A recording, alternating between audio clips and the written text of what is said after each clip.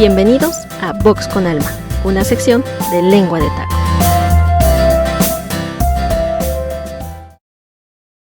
Crimen y castigo, por Fedor Dostoyevsky. Tercero.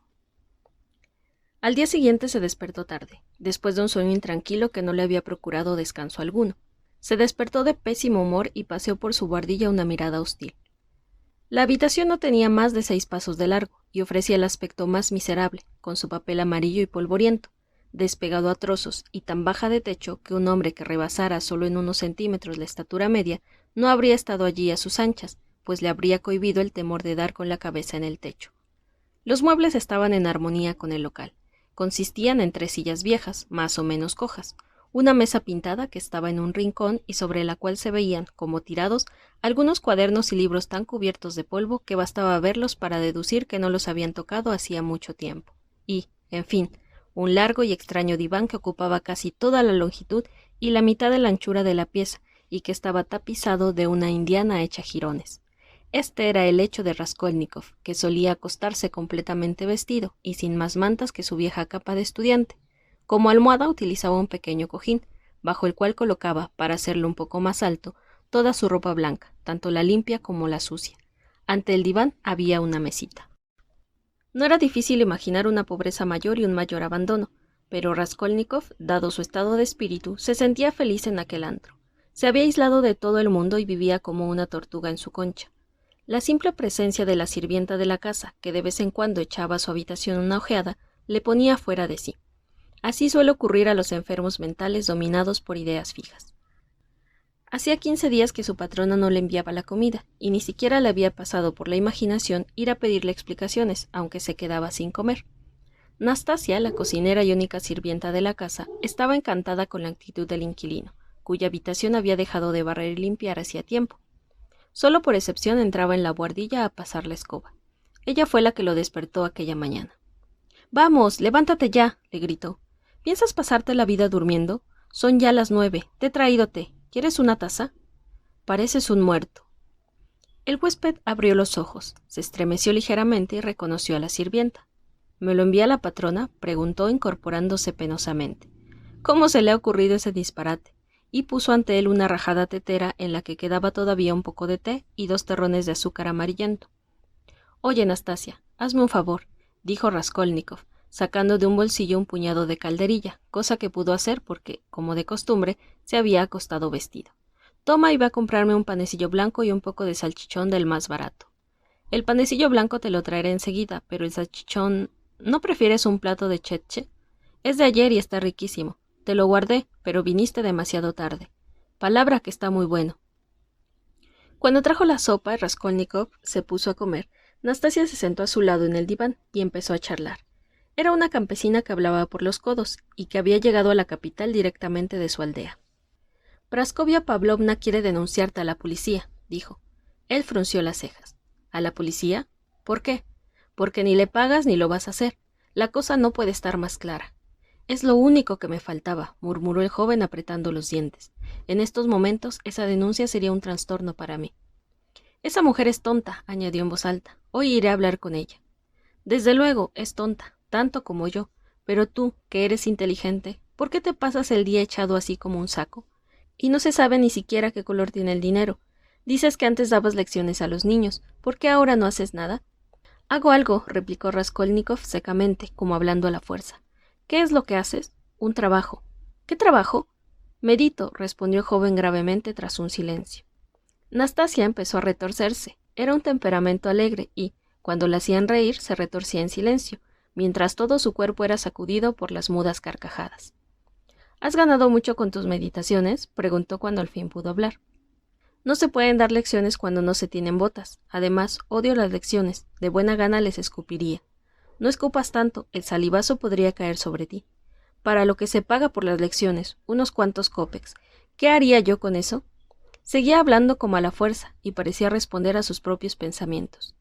«Entonces, ¿pretendes ganar una fortuna de una vez?». Raskolnikov le dirigió una mirada extraña. «Sí, una fortuna», respondió firmemente tras una pausa. Bueno, no pongas esa cara tan terrible. ¿Y qué me dices del panecillo blanco? ¿Hay que ir a buscarlo o no?»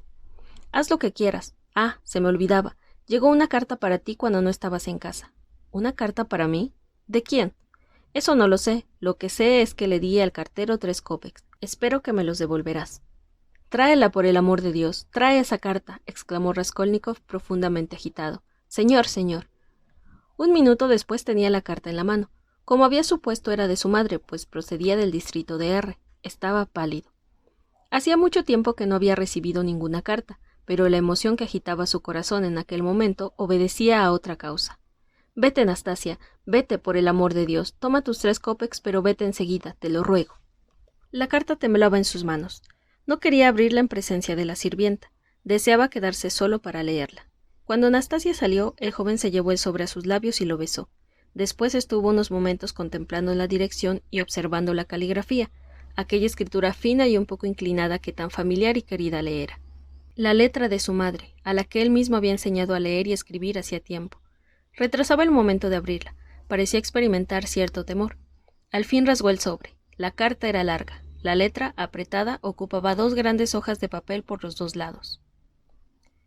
Mi querido Rodia, decía la carta, hace ya 2 meses que no te he escrito y esto ha sido para mí tan penoso que incluso me ha quitado el sueño muchas noches. Perdóname este silencio involuntario. Ya sabes cuánto te quiero. Dunia y yo no tenemos a nadie más que a ti. Tú lo eres todo para nosotras, toda nuestra esperanza, toda nuestra confianza en el porvenir. Solo Dios sabe lo que sentí cuando me dijiste que habías tenido que dejar la universidad hacía ya varios meses por falta de dinero y que habías perdido las lecciones y no tenías ningún medio de vida. ¿Cómo puedo ayudarte yo con mis 120 rublos anuales de pensión? Los 15 rublos que te envié hace 4 meses los pedí prestados, con la garantía de mi pensión, a un comerciante de esta ciudad llamado Bakruchin. Es una buena persona y fue amigo de tu padre, pero como yo le había autorizado por escrito a cobrar por mi cuenta la pensión, tenía que procurar devolverle el dinero, no podemos quejarnos de nuestra suerte. Ya sabes por qué no he podido enviarte nada en estos últimos meses. Ante todo, querido Rodia, tú no sabes que hace ya 6 semanas que tu hermana vive conmigo y que ya no tendremos que volver a separarnos. Gracias a Dios han terminado sus sufrimientos, pero vayamos por orden, así sabrás todo lo ocurrido, todo lo que hasta ahora te hemos ocultado. Cuando hace 2 meses me escribiste diciéndome que te habías enterado de que Dunia había caído en desgracia en casa de los Svidrigailov, que la trataban desconsideradamente, y me pedías que te lo explicara todo, no me pareció conveniente hacerlo. Si te hubiese contado la verdad, lo habrías dejado todo para venir, aunque hubieras tenido que hacer el mismo camino a pie, pues conozco tu carácter y tus sentimientos, y sé que no habrías consentido que insultaran a tu hermana. Yo estaba desesperada, pero ¿qué podía hacer? Por otra parte, yo no sabía toda la verdad. El mal estaba en que Duneshka, al entrar el año pasado en casa de los Svidrigailov como institutriz, había pedido por adelantado la importante cantidad de 100 rublos, comprometiéndose a devolverlos con sus honorarios. Por lo tanto, no podía dejar la plaza hasta haber saldado la deuda. Dunia, ahora ya puedo explicártelo todo, mi querido Rodia, había pedido esta suma especialmente para poder enviarte los 60 rublos que entonces necesitabas con tanta urgencia y que, efectivamente, te mandamos el año pasado. Entonces te engañamos diciéndote que el dinero lo tenía ahorrado Dunia. No era verdad. La verdad es la que te voy a contar ahora. En primer lugar, porque nuestra suerte ha cambiado de pronto por la voluntad de Dios, y también porque así tendrás una prueba de lo mucho que te quiere tu hermana y de la grandeza de su corazón. El señor Svidrigailov empezó por mostrarse grosero con ella, dirigiéndole toda clase de burlas y expresiones molestas, sobre todo cuando estaban en la mesa. Pero no quiero extenderme sobre estos desagradables detalles. No conseguiría otra cosa que irritarte inútilmente, ahora que ya ha pasado todo. En resumidas cuentas, que la vida de Duneshka era un martirio, a pesar de que recibía un trato amable y bondadoso de Marfa Petrovna, la esposa del señor Svidrigailov, y de todas las personas de la casa. La situación de Dunia era aún más penosa cuando el señor Svidrigailov bebía más de la cuenta, cediendo a los hábitos adquiridos en el ejército. Y esto fue poco comparado con lo que al fin supimos. Figúrate que Svidrigailov, el muy insensato, sentía desde hacía tiempo por Dunia una pasión que ocultaba bajo su actitud grosera y despectiva. Tal vez estaba avergonzado y atemorizado ante la idea de alimentar él, un hombre ya maduro, un padre de familia, aquellas esperanzas licenciosas e involuntarias hacia Dunia. Tal vez sus groserías y sus sarcasmos no tenían más objeto que ocultar su pasión a los ojos de su familia. Al fin no pudo contenerse y, con toda claridad, le hizo proposiciones deshonestas. Le prometió cuanto puedas imaginarte, incluso abandonar a los suyos y marcharse con ella a una ciudad lejana, o al extranjero si lo prefería. Ya puedes suponer lo que esto significó para tu hermana. Dunia no podía dejar su puesto, no solo porque no había pagado su deuda, sino por temor a que Marfa Petrovna sospechara la verdad, lo que habría introducido la discordia en la familia. Además, incluso ella habría sufrido las consecuencias del escándalo, pues demostrar la verdad no habría sido cosa fácil. Aún había otras razones para que Dunia no pudiera dejar la casa hasta 6 semanas después. Ya conoces a Dunia, ya sabes que es una mujer inteligente y de carácter firme. Puede soportar las peores situaciones y encontrar en su ánimo la entereza necesaria para conservar la serenidad. Aunque nos escribíamos con frecuencia, ella no me había dicho nada de todo esto para no apenarme. El desenlace sobrevino inesperadamente. Marfa Petrovna sorprendió un día en el jardín, por pura casualidad, a su marido en el momento en que acosaba a Dunia, y lo interpretó todo al revés, achacando la culpa a tu hermana. A esto siguió una violenta escena en el mismo jardín. Marfa Petrovna llegó incluso a golpear a Dunia. No quiso escucharla y estuvo vociferando durante más de 1 hora. Al fin la envió a mi casa en una simple carreta, a la que fueron arrojados en desorden sus vestidos, su ropa blanca y todas sus cosas. Ni siquiera le permitió hacer el equipaje. Para colmo de desdichas, en aquel momento empezó a diluviar, y Dunia, después de haber sufrido las más crueles afrentas, tuvo que recorrer 17 verstas en una carreta sin toldo y en compañía de un musjik. Dime ahora qué podía yo contestar a tu carta, qué podía contarte de esta historia. Estaba desesperada. No me atrevía a decirte la verdad, ya que con ello solo habría conseguido apenarte y desatar tu indignación. Además, ¿qué podías hacer tú? Perderte, esto es lo único. Por otra parte, Duneshka me lo había prohibido. En cuanto a llenar una carta de palabras insulsas cuando mi alma estaba henchida de dolor, no me sentía capaz de hacerlo. Desde que se supo todo esto, fuimos el tema preferido de los murmuradores de la ciudad, y la cosa duró 1 mes entero. No nos atrevíamos ni siquiera a ir a cumplir con nuestros deberes religiosos, pues nuestra presencia era acogida con cuchicheos, miradas desdeñosas e incluso comentarios en voz alta. Nuestros amigos se apartaron de nosotras, nadie nos saludaba, e incluso sé de buena tinta que un grupo de empleadillos proyectaba contra nosotras la mayor afrenta, embadurnar con brea la puerta de nuestra casa. Por cierto, que el casero nos había exigido que la desalojáramos. Y todo por culpa de Marfa Petrovna, que se había apresurado a difamar a Dunia por toda la ciudad. Venía casi a diario a esta población, en la que conoce a todo el mundo. Es una charlatana que se complace en contar historias de familia ante el primero que llega, y sobre todo, en censurar a su marido públicamente, cosa que no me parece ni medio bien. Así, no es extraño que le faltara el tiempo para ir pregonando el caso de Dunia, no solo por la ciudad, sino por toda la comarca. Caí enferma. Tu hermana fue más fuerte que yo. Si hubieras visto la entereza con que soportaba su desgracia y procuraba consolarme y darme ánimos, es un ángel. Pero la misericordia divina ha puesto fin a nuestro infortunio. El señor Svidrigailov ha recobrado la lucidez. Torturado por el remordimiento y compadecido sin duda de la suerte de tu hermana, ha presentado a Marfa Petrovna las pruebas más convincentes de la inocencia de Dunia. Una carta que Duneshka le había escrito antes de que la esposa lo sorprendiera en el jardín, para evitar las explicaciones de palabra y demostrarle que no quería tener ninguna entrevista con él. En esta carta, que quedó en poder del señor Svidrigailov al salir de la casa Duneshka, ésta le reprochaba vivamente y con sincera indignación la vileza de su conducta para con Marfa Petrovna. Le recordaba que era un hombre casado y padre de familia, y le hacía ver la indignidad que cometía persiguiendo a una joven desgraciada e indefensa. En una palabra, querido Rodia, que esta carta respira tal nobleza de sentimientos y está escrita en términos tan conmovedores que lloré cuando la leí, e incluso hoy no puedo releerla sin derramar unas lágrimas. Además, Dunia pudo contar al fin con el testimonio de los sirvientes, que sabían más de lo que el señor Svidrigailov suponía. Marfa Petrovna quedó por segunda vez estupefacta, como herida por un rayo, según su propia expresión, pero no dudó ni un momento de la inocencia de Dunia, y al día siguiente, que era domingo, lo primero que hizo fue ir a la iglesia e implorar a la Santa Virgen le diera fuerzas para soportar su nueva desgracia y cumplir con su deber. Acto seguido vino a nuestra casa y nos refirió todo lo ocurrido, llorando amargamente. En un arranque de remordimiento se arrojó en los brazos de Dunia y le suplicó que la perdonara. Después, sin pérdida de tiempo, recorrió las casas de la ciudad y en todas partes, entre sollozos y en los términos más halagadores, rendía homenaje a la inocencia, a la nobleza de sentimientos y a la integridad de la conducta de Dunia. No contenta con esto, mostraba y leía a todo el mundo la carta escrita por Duneshka al señor Svidrigailov, e incluso dejaba sacar copias, cosa que me parece una exageración. Recorrió las casas de todas sus amistades, en lo cual empleó varios días. Ello dio lugar a que algunas de sus relaciones se molestaran al ver que daba preferencia a otros, lo que consideraban una injusticia. Al fin se determinó con toda exactitud el orden de las visitas, de modo que cada uno pudo saber de antemano el día que le tocaba el turno. En toda la ciudad se sabía dónde tenía que leer Marfa Petrovna la carta tal o cual día, y el vecindario adquirió la costumbre de reunirse en la casa favorecida, sin excluir a aquellas familias que ya habían escuchado la lectura en su propio hogar y en el de otras familias amigas.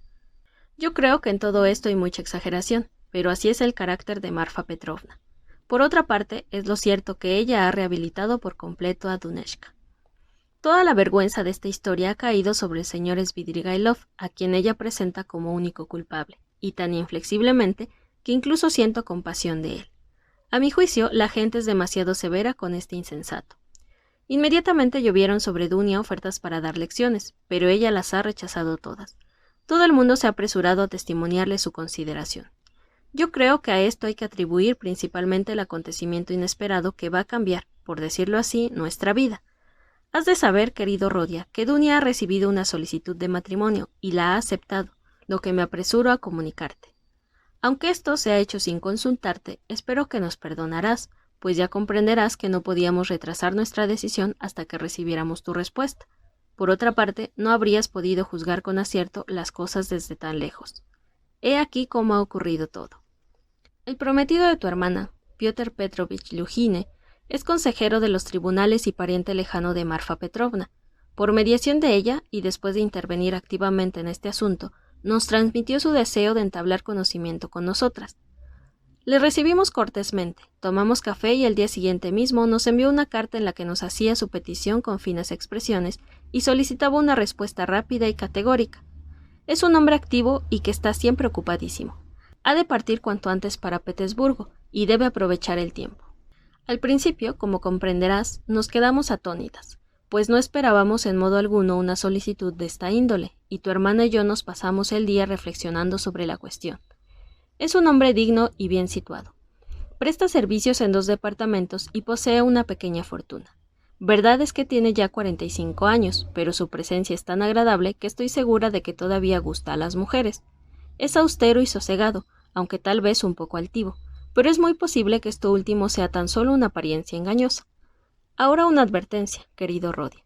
Cuando lo veas en Petersburgo, cosa que ocurrirá muy pronto, no te precipites a condenarlo duramente, siguiendo tu costumbre, si ves en él algo que te disguste. Te digo esto en un exceso de previsión, pues estoy segura de que producirá en ti una impresión favorable. Por lo demás, para conocer a una persona hay que verla y observarla atentamente durante mucho tiempo, so pena de dejarte llevar de prejuicios y cometer errores que después no se reparan fácilmente. Todo induce a creer que Piotr Petrovich es un hombre respetable a carta cabal. En su primera visita nos dijo que era un espíritu realista, que compartía en muchos puntos la opinión de las nuevas generaciones y que detestaba los prejuicios. Habló de otras muchas cosas, pues parece un poco vanidoso y le gusta que le escuchen, lo cual no es un crimen ni mucho menos. Yo, naturalmente, no comprendí sino una pequeña parte de sus comentarios, pero Dunia me ha dicho que, aunque su instrucción es mediana, parece bueno e inteligente. Ya conoces a tu hermana, Rodia. Es una muchacha enérgica, razonable, paciente y generosa, aunque posee, de esto estoy convencida, un corazón apasionado. Indudablemente el motivo de este matrimonio no es, por ninguna de las dos partes, un gran amor, pero Dunia, además de inteligente, es una mujer de corazón noble, un verdadero ángel, y se impondrá el deber de hacer feliz a su marido, el cual, por su parte, procurará corresponderle, cosa que hasta el momento no tenemos motivo para poner en duda, pese a que el matrimonio, hay que confesarlo, se ha concretado con cierta precipitación. Por otra parte, siendo él tan inteligente y perspicaz, comprenderá que su felicidad conyugal dependerá de la que le proporcione a Duneshka. En lo que concierne a ciertas disparidades de genio, de costumbres arraigadas, de opiniones, cosas que se ven en los hogares más felices, Duneshka me ha dicho que está segura de que podrá evitar que ello sea motivo de discordia, que no hay que inquietarse por tal cosa, pues ella se siente capaz de soportar todas las pequeñas discrepancias, con tal que las relaciones matrimoniales sean sinceras y justas. Además, las apariencias son engañosas muchas veces. A primera vista me ha parecido un tanto brusco y seco, pero esto puede proceder precisamente de su rectitud y solo de su rectitud. En su segunda visita, cuando ya su petición había sido aceptada, nos dijo, en el curso de la conversación, que antes de conocer a Dunia ya había resuelto casarse con una muchacha honesta y pobre que tuviera experiencia de las dificultades de la vida, pues considera que el marido no debe sentirse en ningún caso deudor de la mujer, y que en cambio es muy conveniente que ella vea en él un bienhechor. Sin duda no me expreso con la amabilidad y delicadeza con que él se expresó, pues solo he retenido la idea, no las palabras. Además, habló sin premeditación alguna, dejándose llevar del calor de la conversación, tanto que él mismo trató después de suavizar el sentido de sus palabras. Sin embargo, a mí me parecieron un tanto duras, y así se lo dije a Duneshka, pero ella me contestó, con cierta irritación, que una cosa es decir y otra hacer, lo que sin duda es verdad. Dunia no pudo pegar ojo la noche que precedió a su respuesta, y, creyendo que yo estaba dormida, se levantó y estuvo varias horas paseando por la habitación. Finalmente se arrodilló delante del ícono y oró fervorosamente. Por la mañana me dijo que ya había decidido lo que tenía que hacer. Ya te he dicho que Piotr Petrovich se trasladará muy pronto a Petersburgo, a donde le llaman intereses importantísimos, pues quiere establecerse allí como abogado. Hace ya tiempo que ejerce y acaba de ganar una causa importante. Si ha de trasladarse inmediatamente a Petersburgo es porque ha de seguir atendiendo en el Senado a cierto trascendental asunto. Por todo esto, querido Rodia, este señor será para ti sumamente útil, y Dunia y yo hemos pensado que puedes comenzar enseguida tu carrera y considerar tu porvenir asegurado. Oh, si esto llegara a realizarse, sería una felicidad tan grande que solo la podríamos atribuir a un favor especial de la providencia. Dunia solo piensa en esto, y hemos insinuado algo a Piotr Petrovich. Él, mostrando una prudente reserva, ha dicho que, no pudiendo estar sin secretario, preferiría, naturalmente, confiar este empleo a un pariente que a un extraño, siempre y cuando aquel fuera capaz de desempeñarlo. ¿Cómo no has de ser capaz de desempeñarlo tú? Sin embargo, manifestó al mismo tiempo el temor de que, debido a tus estudios, no dispusieras del tiempo necesario para trabajar en su bufete.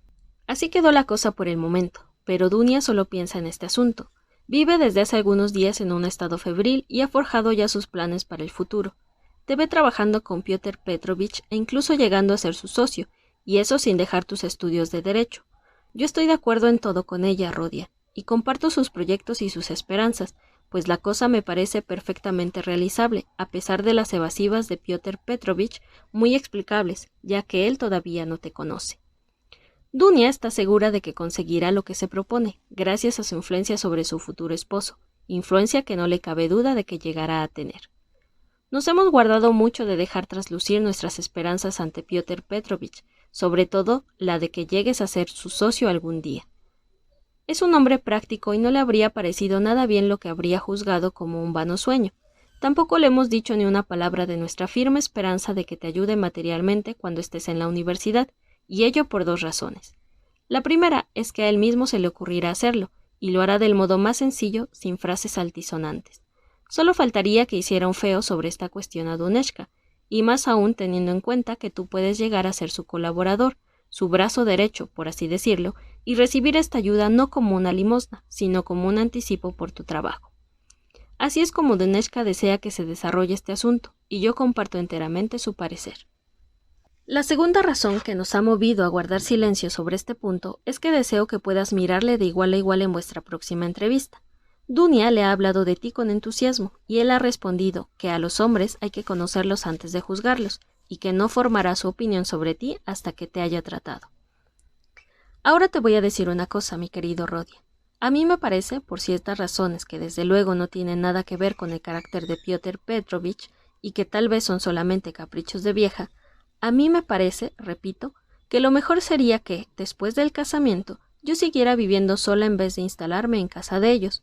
Estoy completamente segura de que él tendrá la generosidad y la delicadeza de invitarme a no vivir separada de mi hija, y sé muy bien que, si todavía no ha dicho nada, es porque lo considera natural.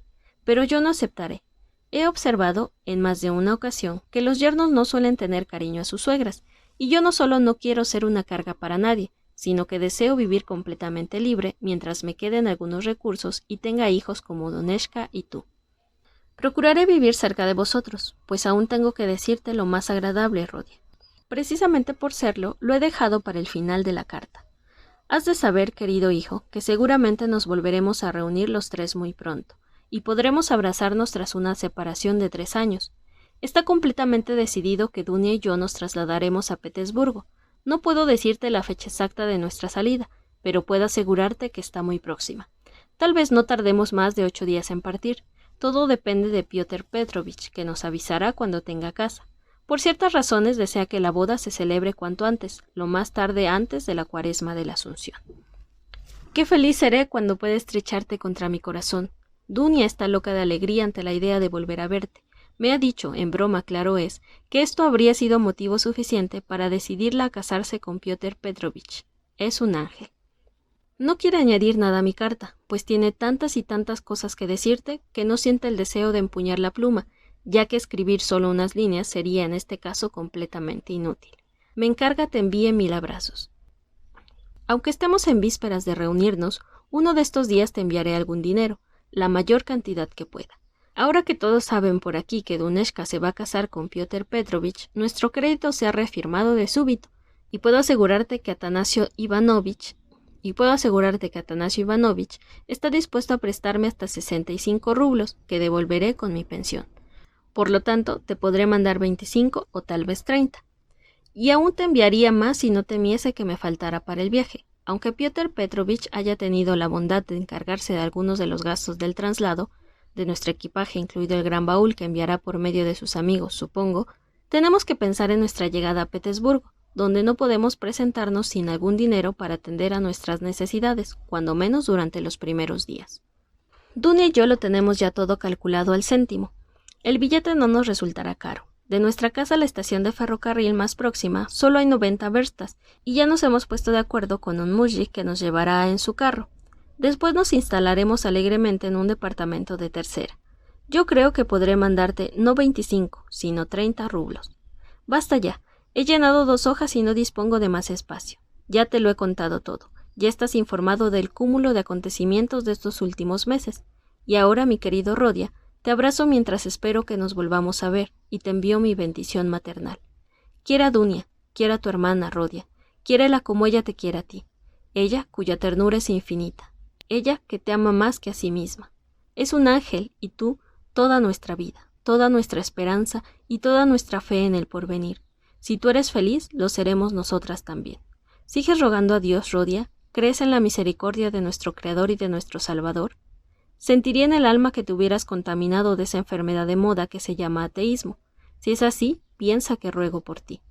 Acuérdate, querido, de cuando eras niño. Entonces, en presencia de tu padre que aún vivía, tú balbuceabas tus oraciones sentado en mis rodillas, y todos éramos felices. Hasta pronto. Te envío 1000 abrazos. Te querrá mientras viva, Pulcheria Raskolnikova. Durante la lectura de esta carta, las lágrimas bañaron más de una vez el rostro de Raskolnikov, y cuando hubo terminado estaba pálido y tenía las facciones contraídas, y en sus labios se percibía una sonrisa densa, amarga, cruel. Apoyó la cabeza en su mezquina almohada y estuvo largo tiempo pensando. Su corazón latía con violencia, su espíritu estaba lleno de turbación. Al fin sintió que se ahogaba en aquel cuartucho amarillo, que más que habitación parecía un baúl o una alacena. Sus ojos y su cerebro reclamaban espacio libre. Cogió su sombrero y salió. Esta vez no temía encontrarse con la patrona en la escalera. Había olvidado todos sus problemas. Tomó el Boulevard V, camino de Vasilievsky Ostrov. Avanzaba con paso rápido, como apremiado por un negocio urgente. Como de costumbre no veía nada ni a nadie y susurraba palabras sueltas, ininteligibles. Los transeúntes se volvían a mirarle y se decían: está bebido. Aquí finaliza el capítulo de hoy. Escríbenos para cualquier duda, queja o sugerencia. No olvides suscribirte, darle me gusta y compartir con todos tus amigos.